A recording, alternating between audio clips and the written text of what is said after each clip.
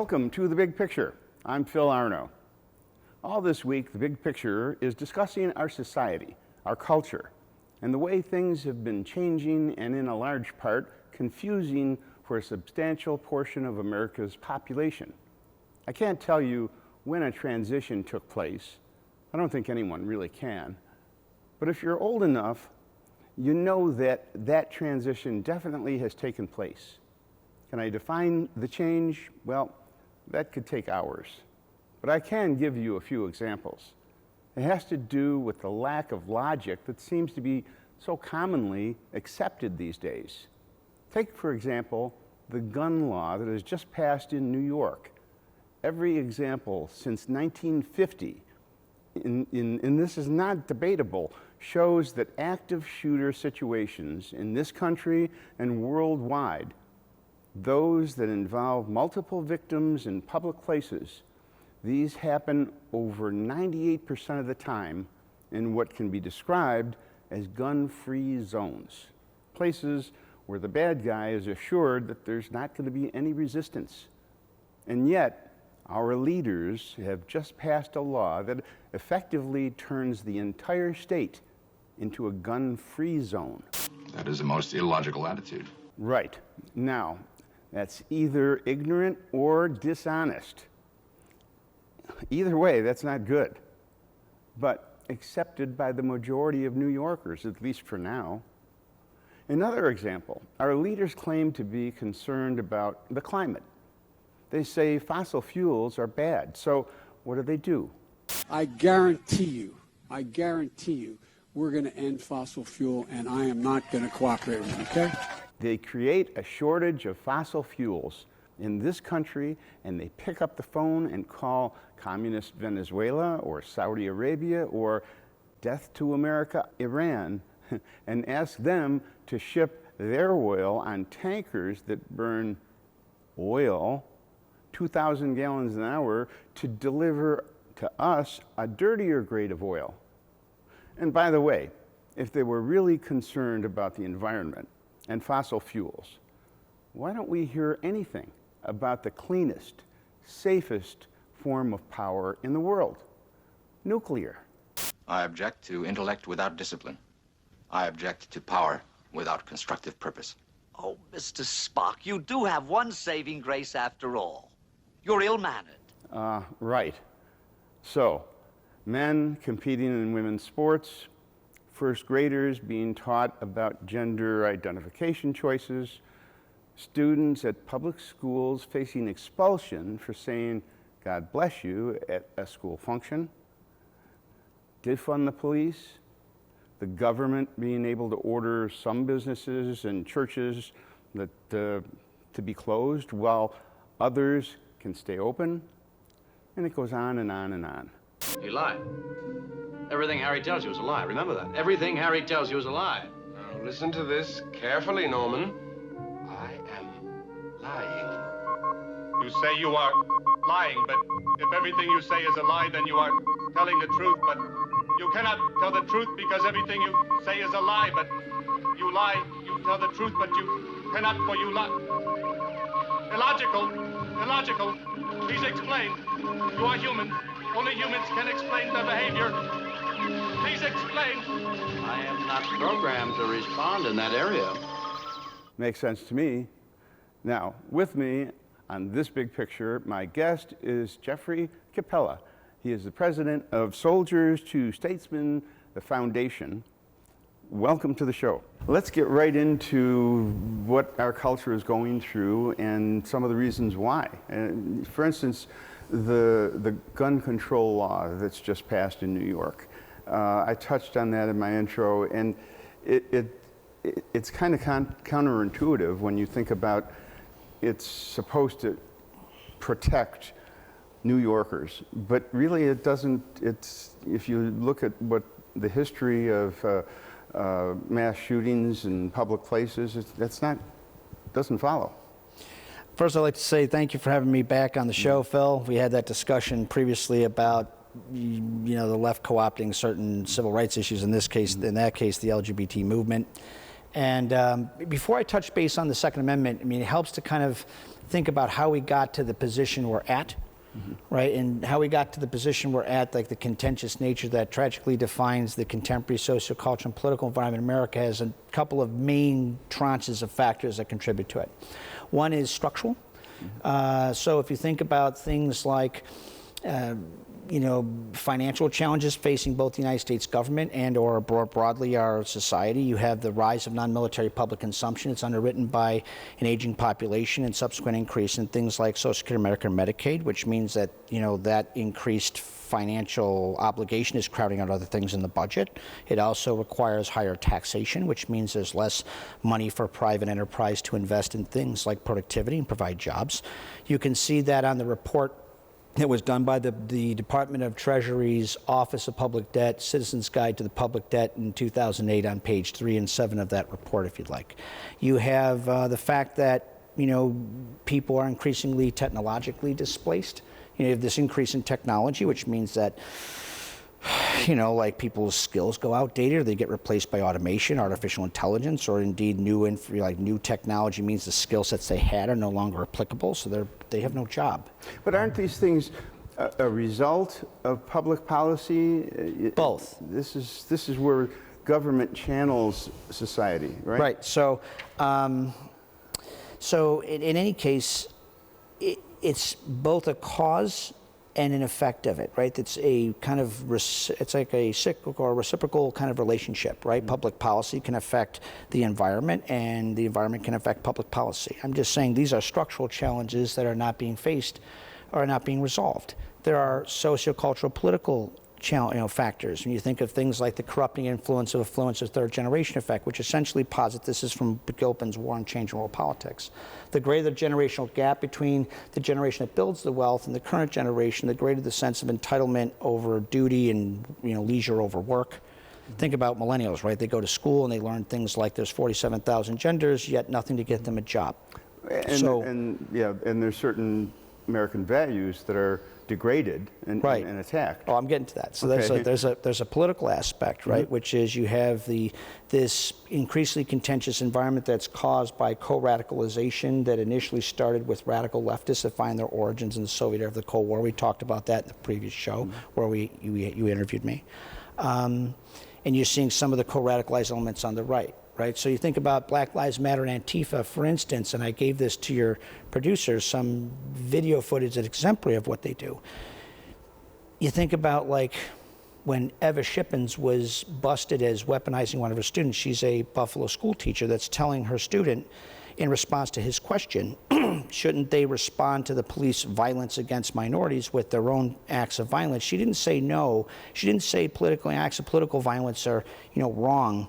She said she's a pacifist only until you can be victorious, which means she didn't care. She's not a pacifist. She's engaged in calculated aggression. You can't win right now. Right? Is that one of the videos that you have? It's absolutely. Maybe we can call that video up. Because like the marching I love to do, but now I'm starting to get fed up with the marching because I totally feel you on that. And I'm going to say that I personally am a proponent of nonviolence. True. Unless you have the means to be victorious, whatever tactic, I'm pragmatic. But we don't have the means to be victorious.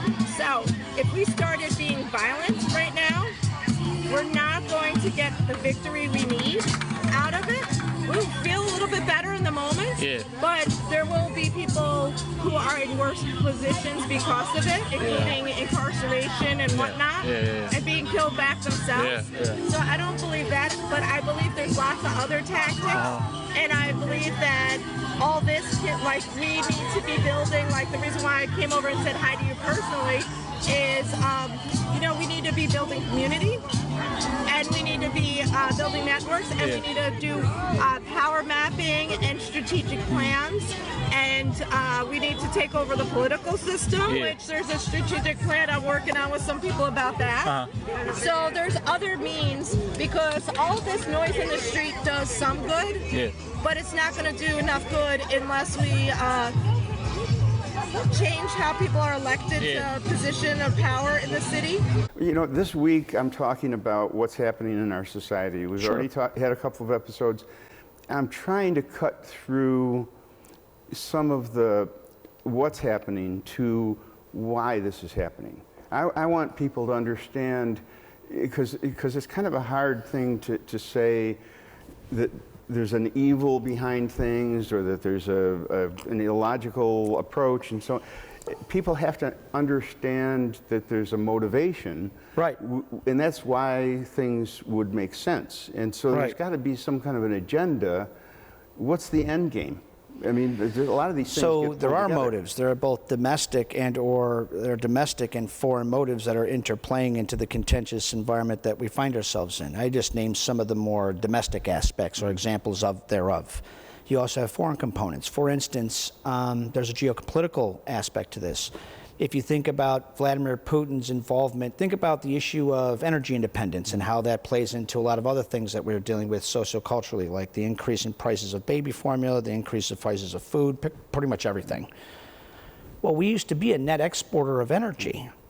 And so who's been funding these anti-fracking movements? Oddly, Vladimir Putin is one of the significant contributing elements to the anti-fracking movement in the United States. That was demonstrated by the United States intelligence community as well as members on the Congressional and Senate Intelligence Committee and Subcommittee, respectively. Now, everything is connected. And for the people who don't think that this affects us locally, okay, you know, things that are happening in Washington, things that are happening on the national scene, the price of gas in California, whatever. Think about this. Gas prices before Putin invaded Ukraine, in the 1 year before the invasion, and it was basically the first year that Biden was in office. Gas prices went up 66%. Very much so. Prior to the Ukraine war, 66%. Now, Biden is constantly saying it's Putin's gas price increase. 66% is not a small increase. He's half right. And the anti-fracking movement. If fracking had been done away with when people started complaining about fracking, think about this: the Pagulas would not have the money that they have, which means they wouldn't have the Buffalo Bills or the Buffalo Sabres, which means locally we might not have a football team or even a hockey team.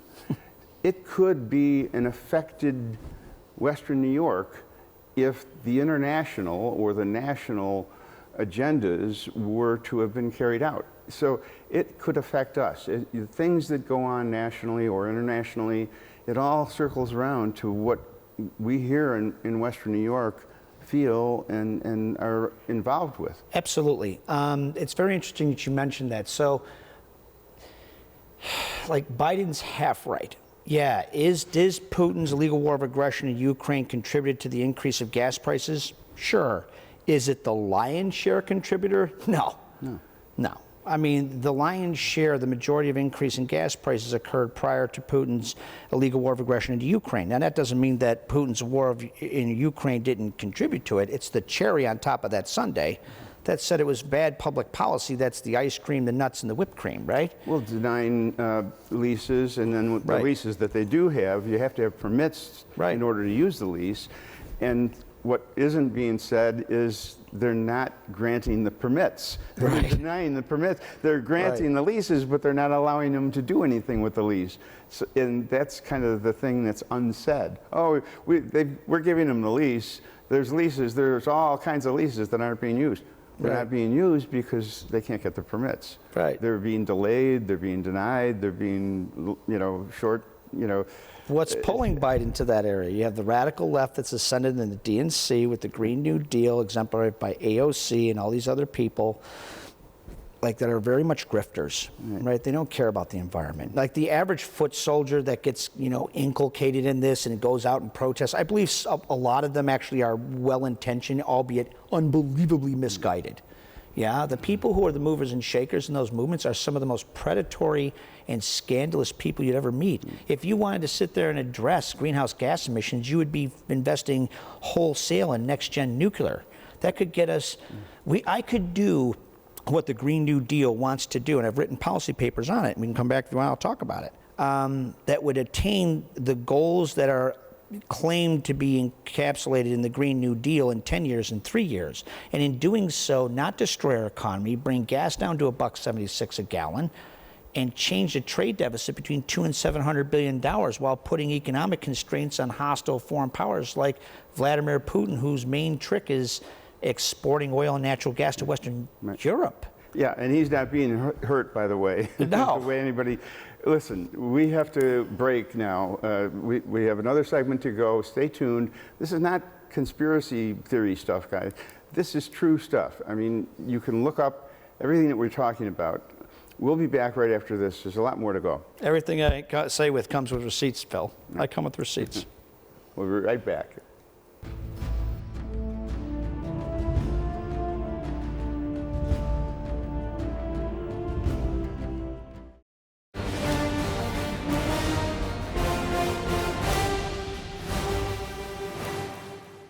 Welcome back to The Big Picture. We were talking about all things cultural and our society, and I think we left off with a little bit of the Green New Deal or energy discussion. And I got to tell you, I think that one of the underlying influences on our society, one of the most influential things that we have to deal with is this agenda that's connected with the environment. Because if you can control energy in our society, in the world in general, that's 90% of the economy. That everything runs on energy, and if you can control you need energy that, to do everything. That basically does the trick. You are now in control of people, because if you can control the environment and the economy, that's it. You're in control. Yeah, I mean, you're very much so. Something even more.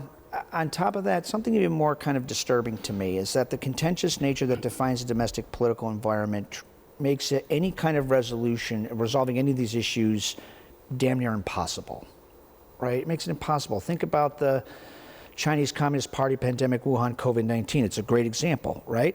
So you have the Chinese Communist Party pandemic, Wuhan, COVID-19. It breaks out of the lab. Most of our intel community says somewhere about August of 2019. The Chi-Coms try to cover it up. Then they sit there and, weaponize it.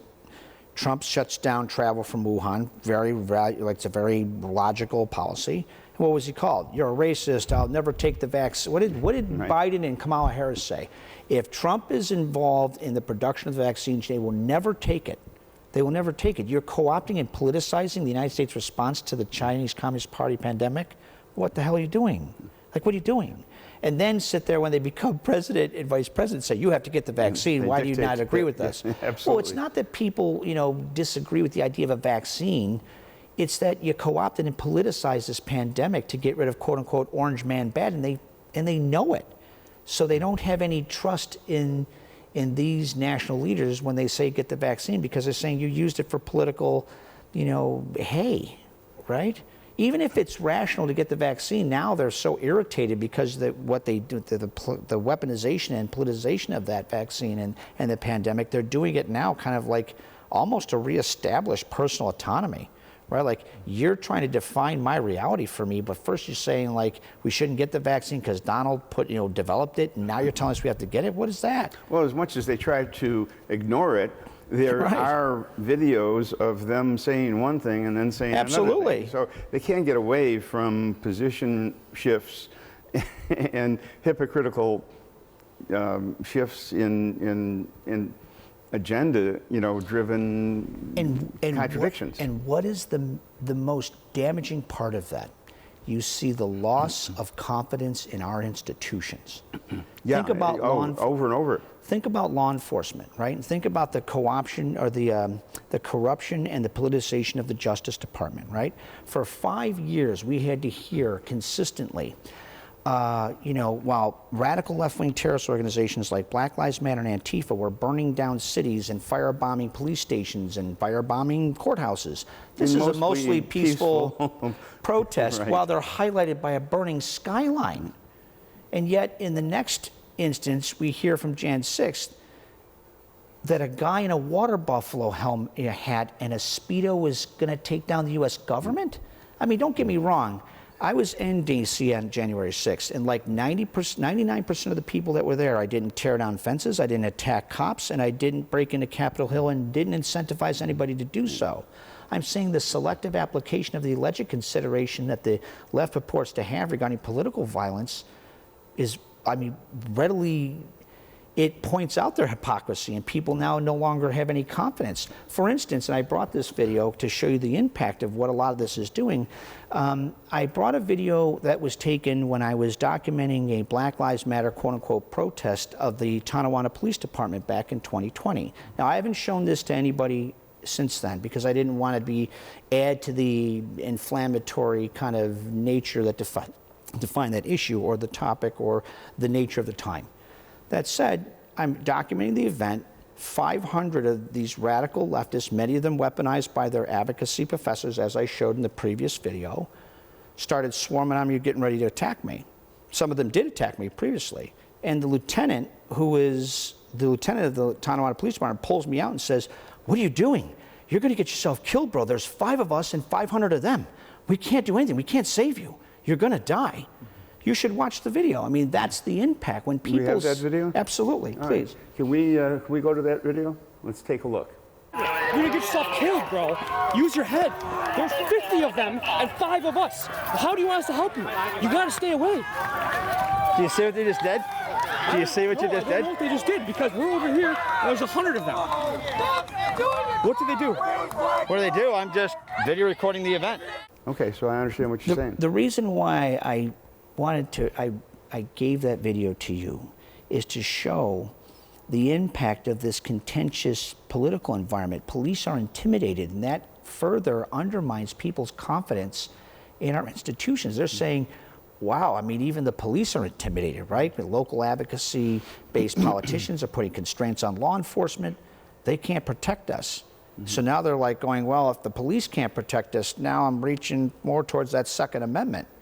And now you got these, you know, what do you hear? Oh, in response to the admittedly tragic shooting that occurred at Tops, we're going to have to take away all your guns. Well, they're not going to allow you, they definitely aren't going to allow you to do that when they have no confidence in law enforcement to protect them. And it's not because of the cops, it's because those cops are hamstrung and they're outgunned. Right. I mean, that's the biggest that's an exemplary of the biggest damage caused by a lot of this like the contentious nature that defines the contemporary political environment and how it makes it impossible to resolve any public policy challenges, and how every, you know, career politicians of all stripes are going to like use rhetoric to mobilize their base and in doing so further polarize our society. I mean, people have no confidence in our institutions anymore. Well, you know, it's easy to dismiss what we're saying if you read the Buffalo News or if you watch NBC or CBS or ABC. There are very few points of view from the other side when you're watching media or reading newspapers these days. I don't even want fair. Hold on, fair. I don't even want fair and balanced. I just want objective and accurate. Objective and accurate is unfortunately not part of the media today. Not anymore. And you know, when I first got into the media, there was a certain journalistic integrity. Yeah, Walter Cronkite. Not unfortunately, and I've been part of the media all my adult life, and I'm embarrassed at what's happened to the profession. Yeah. So I would urge anybody who's watching, who's doubtful of what we're talking about, or who is even offended at what we've been saying, don't judge us on what we're saying.